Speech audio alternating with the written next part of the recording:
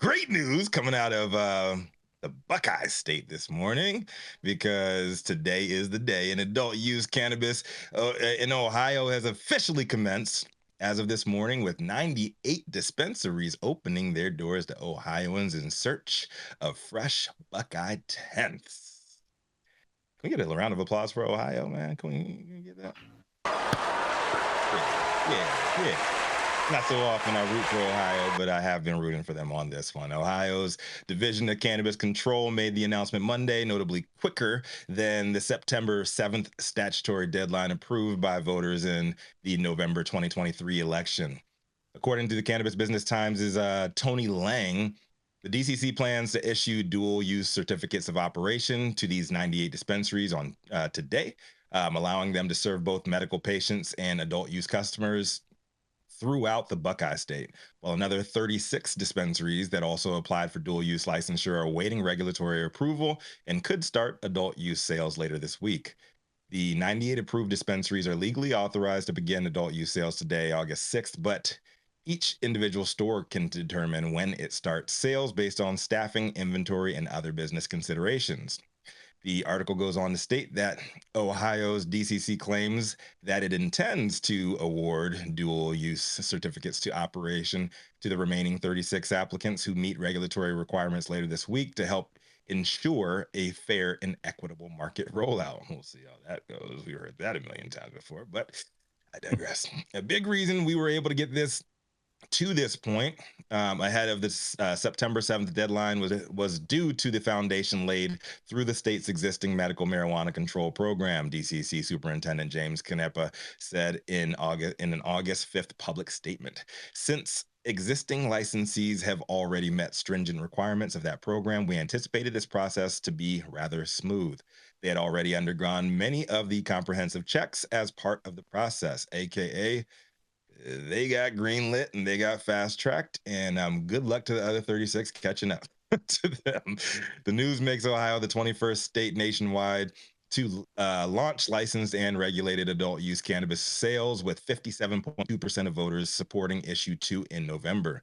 Today, we celebrate as Ohioans support for legalization culminates in the launch of a regulated adult use cannabis market. Matthew Schweich, executive director of Marijuana Policy Project, MPP, said in a prepared statement, this milestone will not only generate substantial economic benefits for the state, but will increase personal freedom and the end of injustice of cannabis prohibition. It will not mark the end of that, I guarantee you guys. to end the article, Lang says that while Ohio voter approved measure allows adults 21 and older to legally purchase and possess up to 2.5 ounces of cannabis flower and 15 grams of concentrate, that's not that much at all. Ohio's dispensaries will initially have daily transaction limits for adult use customers of 1 ounce of plant material, 10 units of oil for vaporization containing 590 milligrams of THC each, or 10 packages of edibles, totaling not more than 1,100 milligrams of THC total. And before entering the dual use dispensary to purchase adult use cannabis, individuals must present a valid government issued photo identification containing a date of birth. It doesn't have to have shit else, and just have to have your date of birth. I like that. Okay, Ohio, just doing the bare minimum. Head on over to high9news.com for a link to the original article, as well as a full listed breakdown of the 98 dispensaries that were approved. Nick Lachey, John Boehner, and obstructionist Republicans were no match for the will of the Ohioan people. And I love to see it. Good luck with the whole fair and equitable market thing, too. America's waiting to witness someone actually do it right. We are rooting for y'all, Ohio. Congratulations. I'm Rico Lamitte, the dopest dad on the street for High at 9 News. Let's talk about it. Man, Nice congratulations. job, Ohio. Yeah, congratulations, Ohio. And I wonder which Cleveland store John Boehner is going to go shop at today and do a press release from.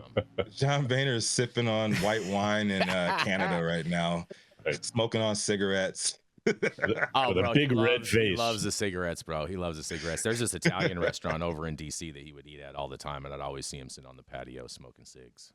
Every day. I would venture to say John Boehner has never consumed cannabis. John Boehner has raised a lot of money on cannabis, efforts, legalization efforts, though. And John Acreage did so well, Yep. Saman. Acreage. Well, not that, but like when you have a guy that was the Speaker of the House that steps down 100%. and starts doing cannabis dinners, charging $1,200, maybe $2,000, $2,500 a plate to raise money for cannabis. You have money.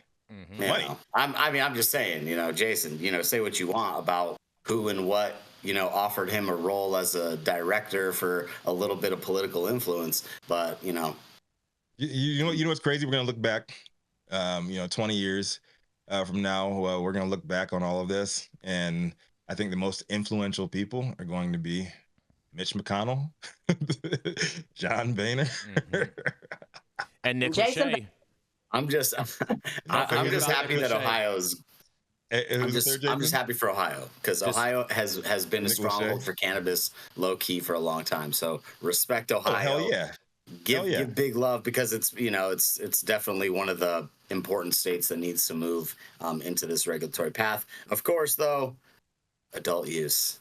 It's just so funny to me because if somebody had told me 3 or 4 years ago that Ohio was going to do better than New York with a rollout, I would have thought that they were crazy. And Right. Ohio is the subject of disparaging memes. I've seen these pictures of like a trout with a cigarette hanging out the side of its mouth.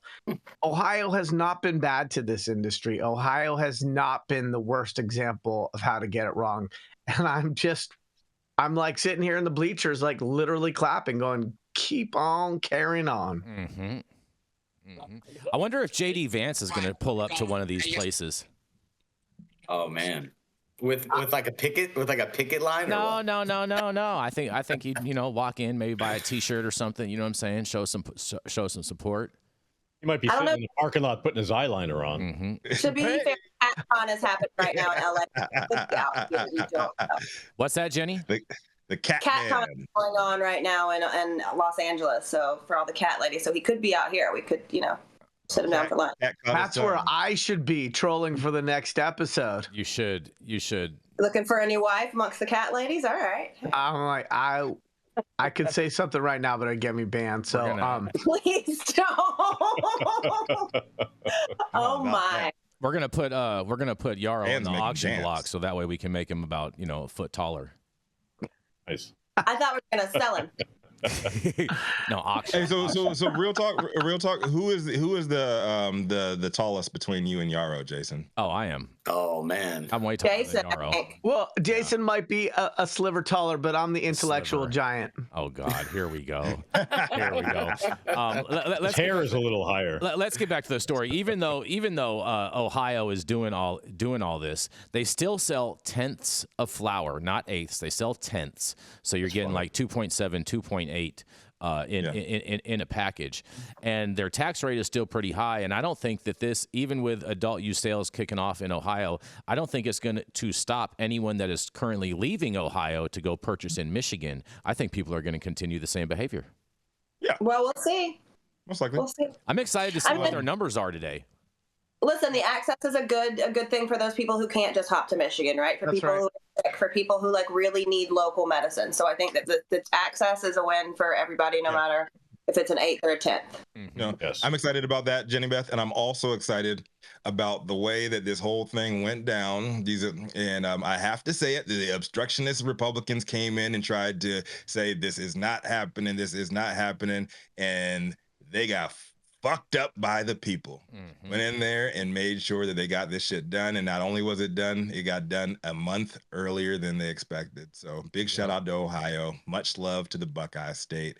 Say what you will about their 10th. Say what you will about JD Vance making them dance out there, and then all the other folksy people that came before them. But Ohio's getting it done, man. So I guess nothing but love. I guess, Rico, you could say weed for the people of Ohio. Weed for the people, absolutely. Weed Yeah. for the people is being distributed today. You know what else they have a lot of in Ohio? What? What's that? They're very big on their strip clubs. Just so we're clear, so you can grab your 10th and go see some. Oh man, that sounds Let me start typing up my resume right now. I got moves like Jagger. I bet. Oh yeah, I've partied in Columbus, man. It's a good time. Good time. All right, we're gonna roll into. If you're looking for strip clubs, you got to go to Florida. No, actually, Portland, Oregon is most known for its strip clubs. But the Kitty Cat Club, there's only one strip club to go to in America, and that is 11 in Miami, Florida, because there are 11's okay. There are more exotics in there than a trapper's backpack. I like strokers, out in Atlanta. In Atlanta, yeah. Magic City, and KOD is actually pretty good too. Yeah, KOD, Magic City, strokers. Those are some of my favorite down in ATL. I don't know about Magic City, but I know in Motor City it's not good. The worst strip club I've ever attended was in Detroit, and they may make great Mopar, but that's about it. Hey, you know what? You have a fair point right there, because probably the saddest strip club I ever went to was in Maryland, and it was like in this haus that they turned into a strip club, and they didn't even have parking outside. Anytime you name it after the local crustacean, blue crabs, you're gonna scare customers. Oh no! Whoa. It was a democratic establishment. man. Oh boy. Crabs and strip clubs. Well, I guess it's better they didn't call it soft shell, right, Yarrow? Yeah. We're gonna. I think the worst I've ever been to was in New Orleans. They had 8-foot ceilings. They're still on the pole, just barely going up anywhere. Mons Venus in Tampa. If you guys ever get to Tampa, go to Mons Venus. Yes. Oh boy. Oh man. All right. Well, we're gonna go. We're all degenerates. I'm glad we've all agreed on something first to start the day.